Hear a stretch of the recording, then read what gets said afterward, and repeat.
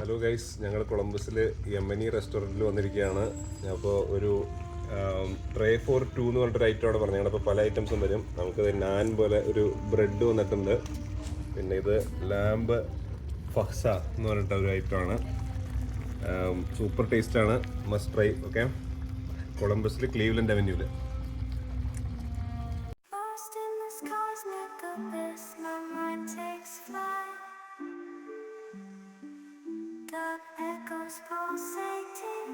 നമുക്ക് ആദ്യം തന്നെ ഒരു സൂപ്പാണ് കിട്ടിയത്.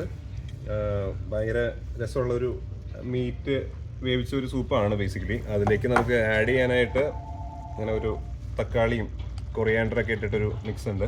അപ്പോൾ അത് കൂട്ടിക്കഴിഞ്ഞ് കഴിയുമ്പോഴത്തേക്കും നല്ല ഫ്ലേവറാണ്. ഒരു നമ്മുടെ രസം എന്താ പറയുക, നമ്മുടെ എല്ലൊക്കെ വേവിച്ച ആ ഒരു ബ്രോത്തിലേക്ക് ഒഴിച്ചിട്ടുണ്ടെങ്കിൽ എങ്ങനെ ഉണ്ടാവും അതുപോലെ ഇരിക്കുന്ന ഒരു നല്ലൊരു ഐറ്റമാണ്.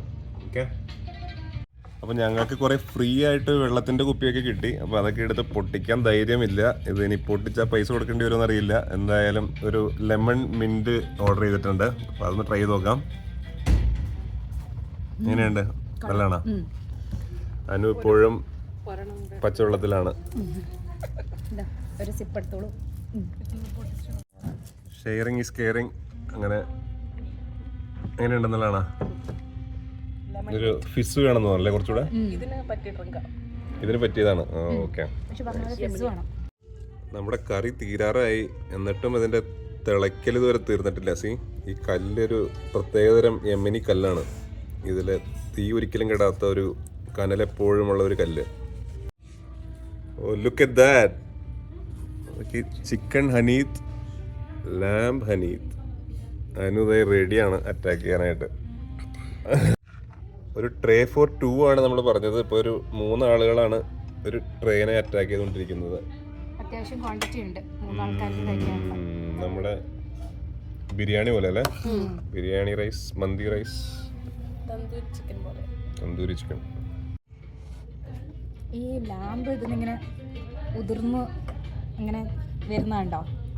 സംഭവം ഭയങ്കര സോഫ്റ്റാണ്, ഒരു രക്ഷയില്ല ടേസ്റ്റ്. നമുക്ക് ചിക്കൻ്റെ കളർ കണ്ടാൽ പേടിയാവും, അതാണൊരു. പക്ഷേ ചിക്കൻ നല്ല സോഫ്റ്റാണ്, നല്ല ഫ്ലേവറൊക്കെ ഉണ്ട്. പിന്നെ മയോണൈസ് ഇല്ല എന്നുള്ളതാണ് സുദീപയുടെ സങ്കടം. മയോണൈസ് ഇല്ലാതെ വിഷമിച്ചിരിക്കുന്ന സുദീപ. നമുക്ക് ഈ ഗാർലിക് മയോണൈസ് വേണമെന്ന് പറഞ്ഞു മന്തിയുടെ കൂടെ. നമ്മളപ്പോൾ ഈ തക്കാളി ചട്നി വെച്ച് അഡ്ജസ്റ്റ് ചെയ്തു. അതെ, മയോണൈസ് ഇല്ലാതെ കരഞ്ഞിരിക്കുന്ന സുദീപേനെ കണ്ട് അവരിത് നമുക്കൊരു യമനി സാമ്പാർ കൊണ്ട് തന്നിട്ടുണ്ട്.